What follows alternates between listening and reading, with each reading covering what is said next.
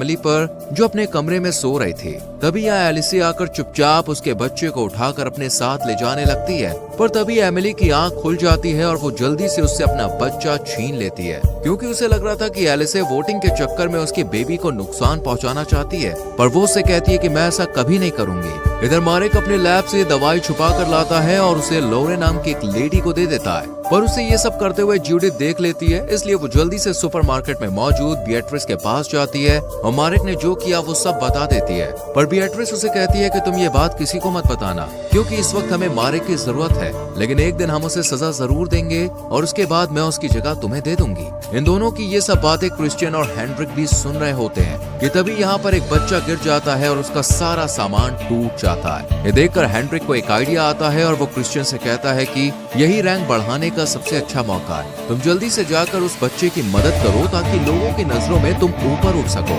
Heinrich की बात मानकर क्रिश्चियन भी ऐसा ही करता है और उस लड़के को अपना खाना दे देता है। जब बिएट्रिस उन्हें ऐसा करते हुए देखती है तो उसे काफी खुशी होती है, इसलिए वो हेनरिक और क्रिश्चियन को एक्स्ट्रा पॉइंट्स देने का ऐलान करती है। तभी हेनरिक की नजर एटियन और लीसा पर पड़ती है, जो किसी स्टोर में आए हुए थे।